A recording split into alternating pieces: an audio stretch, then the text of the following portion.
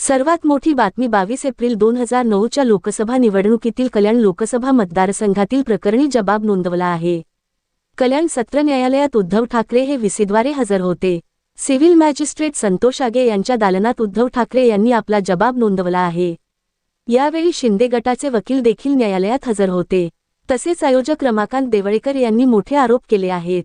313 प्रमाणे उद्धव ठाकरे यांचा statement report केलेला आहे।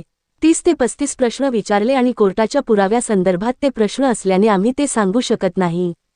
आम्ही बचावासाठी तो आणलेला आहे, त्यामुळे आम्ही स्पष्ट सांगू शकत नाही। आज उद्धव ठाकरे यांचा स्टेटमेंट झाला आहे, त्याच्याप्रमाणे उद्या एकनाथ शिंदे यांचा व्हीसीद्वारे स्टेटमेंट घेण्यात येणार आहे। तर आनंद परांजपे आणि रमाकांत देवळेकर हे फिजिकली न्यायालयात हजर राहणार आहेत। दरम्यान उद्धव ठाकरे यांनी व्हीसीमध्ये सांगितले की या प्रकरणातील सर्व गोष्टीची आम्हाला माहिती नाहीत, असं आनंद परांजपे यांच्या वकिलांनी सांगितलं। मला या प्रकरणातील खोट्या गुन्ह्यात अडकवले, असा जबाब उद्धव ठाकरेंनी नोंदवल्याचंही वकिलांनी सांगितलं। शिंदे गटाचे आयोजक रमाकांत देवळेकर यांनी म्हटले की 2009च्या लोकसभेच्या निवडणुकीमध्ये उद्धव ठाकरे यांची जाहीर सभा होती।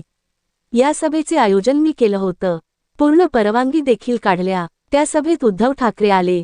भाषण सुरू झाल्यानंतर ती सीडी दाखवण्यात आली। सीडी सगळ्यांनी पाहिल्यानंतर आम्ही निघून गेलो आणि त्याच रात्री आमच्यावरती गुन्हा दाखल केला।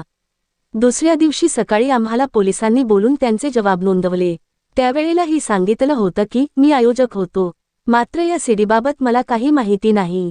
तर आनंद परांजपे यांनी त्यांच्या स्टेटमेंटमध्ये म्हटलं की मला पोस्टलने बंद पाकिट आलं होतं, त्यामध्ये एक मजकूर लिहून पत्र आलं होतं। ते त्यांनी एकनाथ शिंदे यांना सांगितलं आणि त्यानंतर शिंदेंनी उद्धव ठाकरे यांना सांगितले। यानंतर त्या दोघांची देखील स्टेटमेंट झालेली आहे। उद्या व्हीसीद्वारे आम्ही दोघजण या ठिकाणी हजर राहणार आणि आमचा जबाब नोंदवला।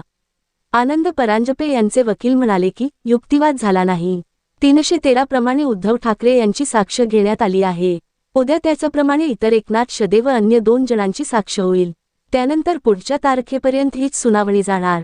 उद्धव ठाकरे यांना 30 प्रश्न विचारले गेले। त्यांच्या माहितीप्रमाणे सदरची केस ही खोटी असल्याचं त्यांनी सांगितलं। त्यांनी कोणत्याही प्रकारची मानहानी केली नव्हती, त्यामुळे खोट्या केसमध्ये अडकवण्यात येत असल्याचे त्यांनी सांगितले आहे।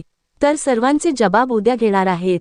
त्यात एकनाथ शिंदे व्हीसीद्वारे व आनंद परांजपे आणि देवळेकर वैयक्तिक हजर राहणार आहेत। त्यांची देखील 313 प्रमाणे साक्ष होणार आहे। सदर प्रकरणांमध्ये युक्तिवाद झाला नाही। युक्तिवाद झाल्यानंतर या सर्व प्रकरणाचा खुलासा होणार आहे। या प्रकरणांमध्ये एकूण 10 साक्षीदार, 2 तपासणी अधिकारी, पंच आणि काही साक्षीदारांची साक्ष घेतली आहे, कारण फिर्यादी स्वतः हयात नाहीत।